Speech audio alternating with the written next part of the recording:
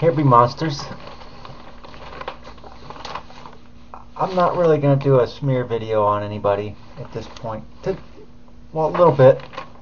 I mean, this is important, but I can wait on this for a minute. This is just some news, some local news I wanted to look through, in case some of you weren't interested, or weren't interested as much in the troll stuff or the cyberbullying or cyber harassment stuff. But I'll touch first on I guess Victor Fox. I might as well. I mean, this is the last comment I'm gonna make toward Victor Fox. I'm not gonna beat the dead horse, of course, unless the dead horse gets up again. But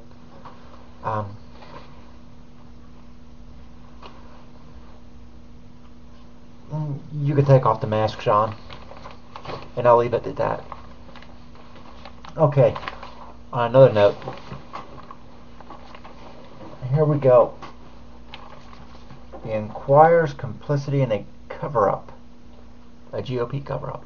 Wow. Apparently, a state representative by the name of Robert Mecklenburg of Green Township was arrested on drunken driving charges. And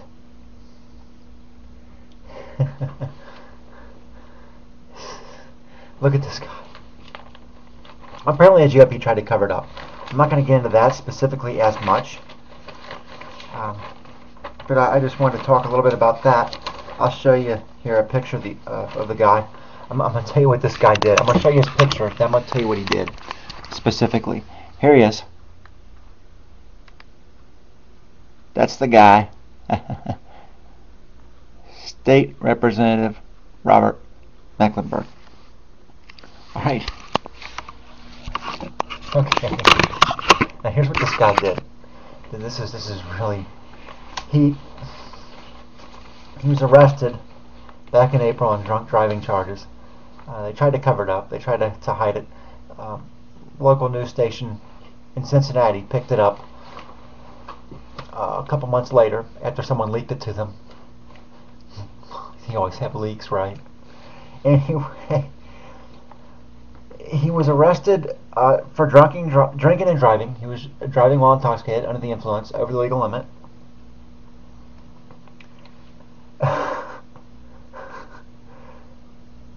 He was pulled over near Lawrenceburg, Indiana. Okay, this man's married, has 3 children.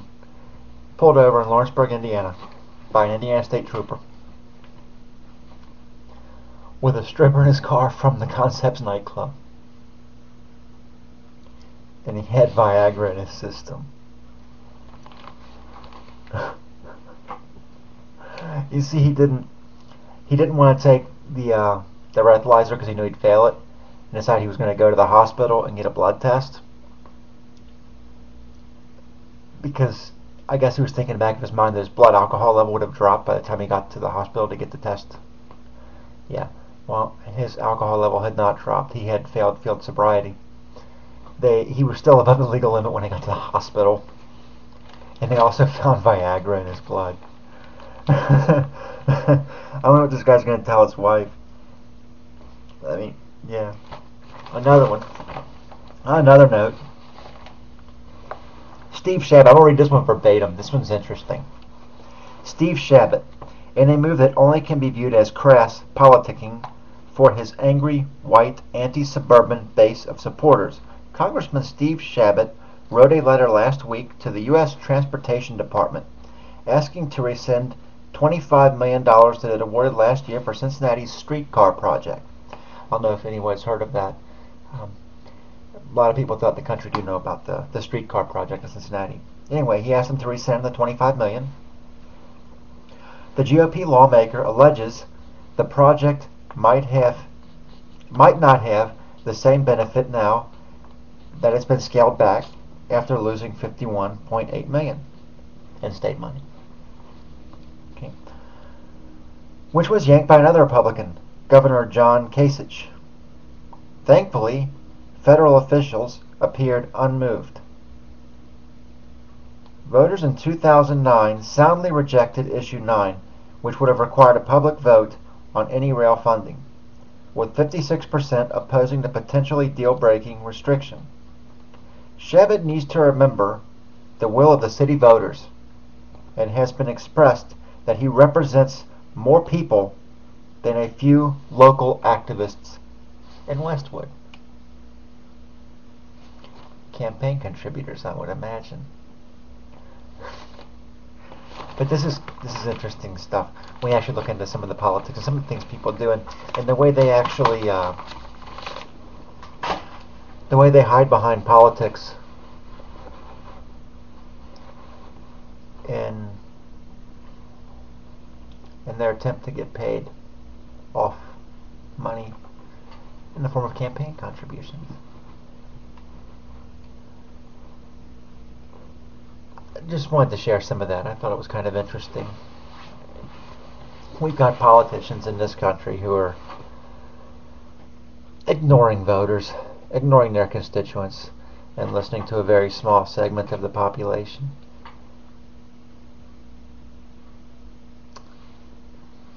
That's a problem. People don't vote them out. I don't know. People still want to keep them in there because they recognize the name, especially on the local level.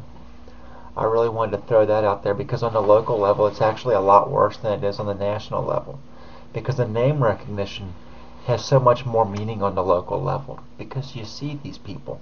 You know, you say George Bush or you know, Hillary Clinton or any of those, they have name recognition. And this is true. They do have name recognition. And the voters as a whole throughout the country do side with one or the other. The national level is a lot, or excuse me, the state and local level is a lot different. These people are known within their community. So when something like this happens, when a representative gets caught DUI with a stripper in his car, with Viagra in his system, when he's married with 3 kids, I mean, he's basically going to be alienated in his community. He's going to have to move out of here. He's going to have to move out of Cincinnati.